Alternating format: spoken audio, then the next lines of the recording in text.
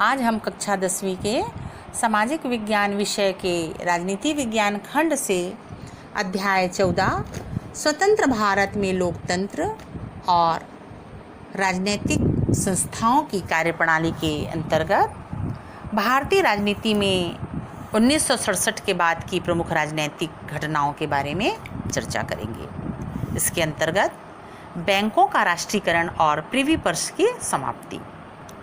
आज़ादी के 20 साल में औद्योगिक विकास तो हुआ, मगर देश में गरीबी की समस्या में कमी नहीं आई और कृषि अभी भी उपेक्षित रहा। इस कारण लोगों में असंतोष बढ़ रहा था। 1967 के चुनावों के बाद कांग्रेस की लोकप्रियता में भारी कमी दिख रही थी और पार्टी के अंदर भी आपसी तनाव बढ़ रहा था। इन बातों को देखते हुए प्रधानमंत्री श्रीमती इंदिरा गांधी ने बुनियादी नीतिगत बदलाव की योजना बनाई। अमीरों के विरुद्ध और गरीबों के पक्ष में वे लोकप्रिय कानून नीतियां लागू करना चाहती थी और साथ में कृषि क्षेत्र में क्रांति लाना चाहती थी और साथ में वे निजी बैंकों का राष्ट्रीयकरण करना चाहती थी ताकि उनका उपयोग गरीबों की मदद के लिए और कृषि क्रांति के लिए किया जा सके।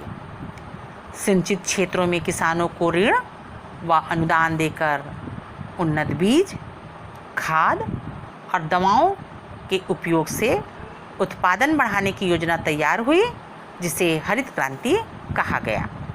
अब आइए देखते हैं कांग्रेस का विभाजन।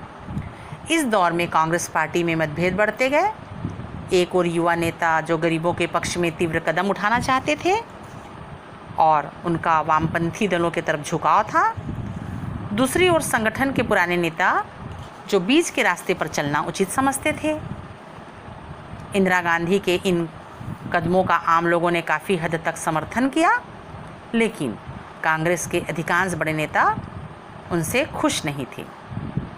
1969 में होने वाले राष्ट्रपति चुनाव में कांग्रेस पार्टी के अधिकृत उम्मीदवार नीलम संजीव रेड्डी का श्रीमती इंदिरा गांधी ने विरोध किया तथा विपक्षी दलों के उम्मीदवार वी गिरी का समर्थन किया।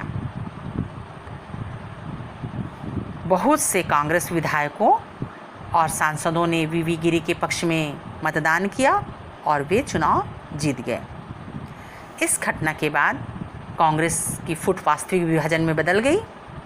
इंदिरा गांधी के नेतृत्व वाली कांग्रेस व के कामराज के नेतृत्व वाले कांग्रेस पार्टी। इसी क्रम में इंदिरा गांधी और उनकी पार्टी को 1971 में लोकसभा चुनाव और 72 के विभिन्न राज्यों में विधानसभा चुनाव में गरीबी हटाओ के नारे की मदद से भारी जन समर्थन मिला। कामराज कांग्रेस को उस तरह का समर्थन प्राप्त नहीं हुआ और इंदिरा गांधी ही कांग्रेस पार्टी के रूप में स्थापित हुई। आइए देखते हैं बांग्लादेश युद्ध।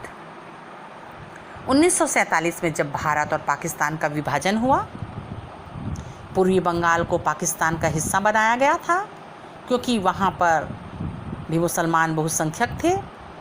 लेकिन 1970 तक पाकिस्तान के पूर्वी और पश्चिमी भागों के बीच तनाव बढ़ता गया और पूर्वी पाकिस्तान के लोगों को लगने लगा कि उनकी उपेक्षा और शोषण हो रहा है। इस कारण पाकिस्तान के दो भागों में के बीच गृह युद्ध आरंभ हो गया, जिसके कारण पूर्वी पाकिस्तान से भारी मात्रा में लोग भारत में शरणार्थी के रूप में आए। इस तनाव के चलते 1971 में भारत और पाकिस्तान के बीच युद्ध छिड़ा, जिसमें भारत पूर्वी पाकिस्तान को आज़ाद कराने में सफल रहा और पूर्वी पाकिस्तान एक नया देश बांग्लादेश बना। आइए देखते हैं आपातकाल। देश में अशांति या आंतरिक विदेशी आक्रमण का खतरा है तो आपातकाल लागू किया जा सकता है। आपातकाल का यह आशय है कि सरकार ज़रूरत के अनुसार नागरिक स्वतंत्रताओं को स्थगित कर सकती है तथा संसद की शक्तियाँ भी सीमित कर सकती हैं। साथ ही मीडिया पर हर तरह का प्रतिबंध लगाया जा सकता है। देश में आंतरिक अशांति के आधार पर आपातकाल केवल एक बार 1975 से 1977 तक लगाया गया था। इस आपातकाल के पीछे 1971 के बाद अनेक परिस्थितियां जिम्मेदार थी, जिसमें सरकार की बढ़ती शक्ति के साथ भ्रष्टाचार का बढ़ना,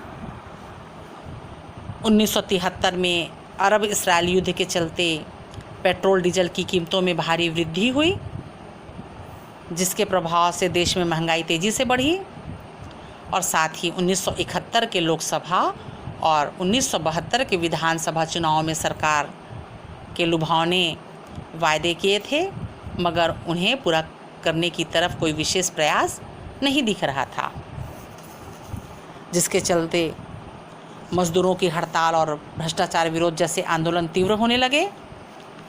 पूरे देश के रेलवे मजदूर 1974 में एक अभूतपूर्व हड़ताल किए, जिसे सरकार को सशस्त्र बल की सहायता से नियंत्रित करना पड़ा। वहीं बिहार और गुजरात के छात्र अपनी विभिन्न मांगों को लेकर आंदोलन कर रहे थे। इसी बीच इलाहाबाद हाई कोर्ट के एक फैसले में इंदिरा गांधी को उनके संसदीय क्षेत्र रायबरेली से चुने जाने को अवैध घोषित कर दिया गया, जिसके बाद विपक्षी दलों ने सरकार को अलोकतांत्रिक मानकर हटाने के लिए जयप्रकाश नारायण के नेतृत्व में व्यापक आंदोलन शुरू किया, और इन सारी घटनाओं को देखते हुए सरकार ने 25 जून 1975 को आपातकाल की घोषणा कर दी। धन्यवाद।